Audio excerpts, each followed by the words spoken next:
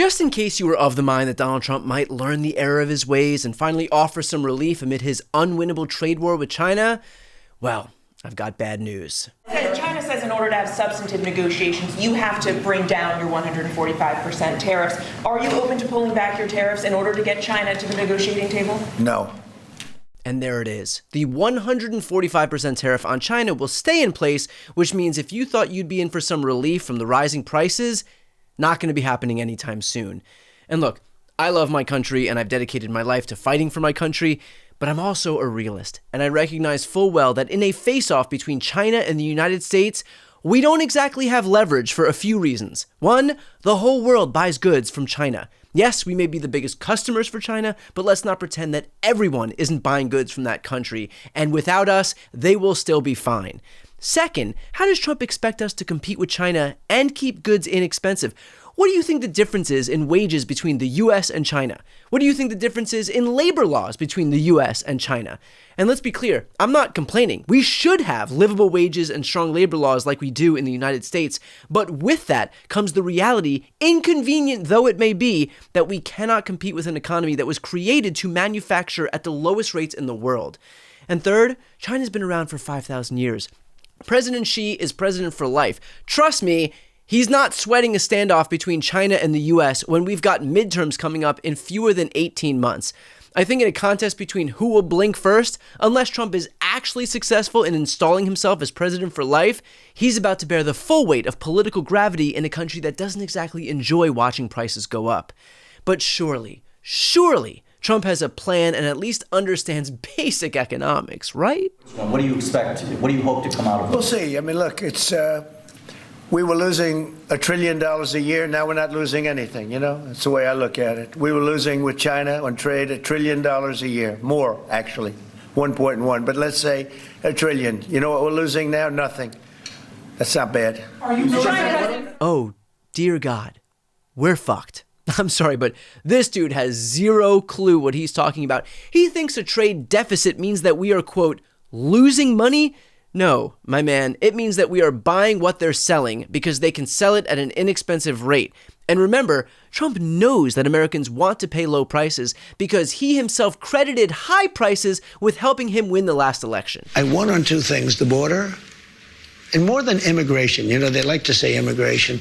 I break it down more to the border, but I won on the border and I won on groceries. It's a very simple word, groceries. Like almost, who uses the word? I started using the word, the groceries. When you buy apples, when you buy bacon, when you buy eggs, they would double and triple the price over a short period of time. And I won an election based on that. We're going to bring those prices way down. In other words, don't be fooled. He knew full well how potent the issue of high prices was when he exploited it for power.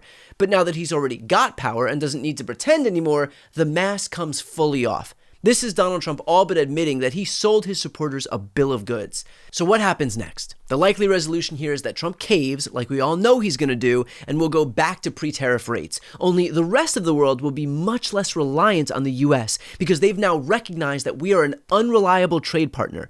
And so countries will import fewer goods from American farmers by going to places like Brazil for soybeans and Australia for beef, which is what they're doing right now. Why? Because their countries are not led by manic egomaniacs who turn the switch on and off on a daily basis. So even if the rates do go back to normal, our country is already going to be worse off. The damage is already done. And all the while, even as our economy continues to crater, what's Trump most concerned about? Well, that would be his ego. We will, but we haven't made that decision yet. China said the U.S. initiated the trade talks this weekend and that its position hasn't changed. Are you still confident you can reach a deal with China? They said we initiated? Well, I think they ought to go back and study their files. Okay? I do think that. Yeah. God forbid the United States doesn't seem strong. God forbid Trump admits that the US goes to the negotiating table first. God forbid we don't win every single pissing contest by this thin-skinned egomaniac. I'll tell you what, even if China is just needling Trump, even if they're just trolling him, it actually redounds to their benefit. Because the longer this economic calamity continues, the more it hurts the United States. And China knows that, which is probably why they have no desire to give Trump what he wants and come to the negotiating table. And again, They can withstand it. They don't have elections coming up. Again, she is president for life, and they know that we can't because we do have elections every 2 years. And if the most recent spate of special elections is any indication, they don't exactly bode well for the Republican Party. Again, China is well aware. In fact, the whole basis for this trade war is based on Donald Trump's fundamental misunderstanding of very basic economics. Here's economist Jeffrey Sachs explaining as much here. If you take your credit card and you go shopping and you run up a large credit card debt, you're running a trade deficit with all those shops. Now, it would be pretty strange if you then blamed all the shop owners for having sold you all those things. You're ripping me off, you're ripping me off, you're ripping me off, I'm running a trade deficit. That is the level of understanding of the President of the United States. The trade deficit does not represent at all trade policies.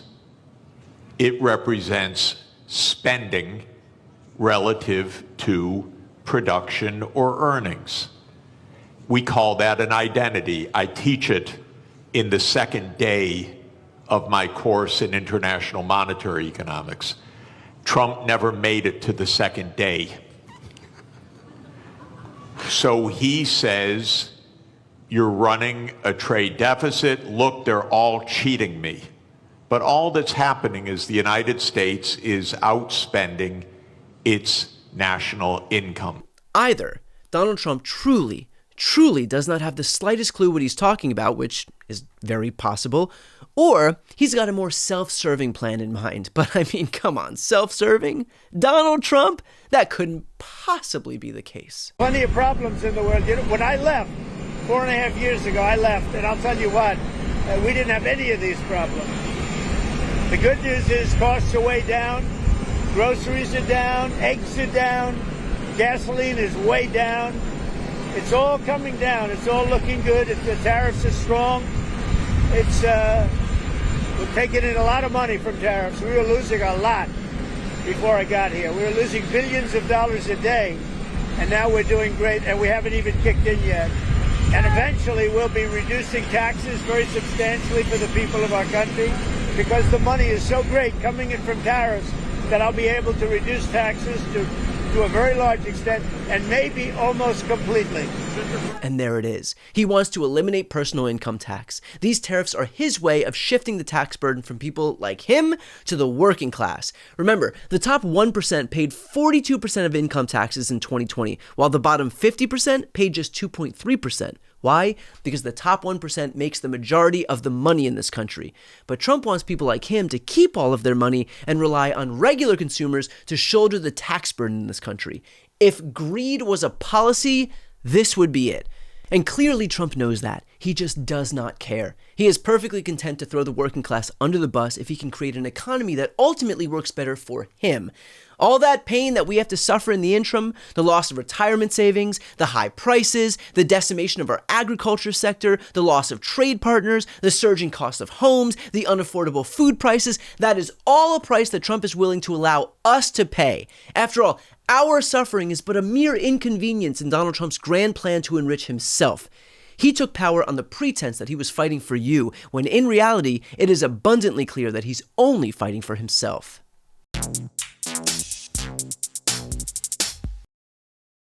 Before you go, if you enjoyed this content and you want to see more and support independent media, please subscribe to this channel. The subscribe button will be right here on the screen.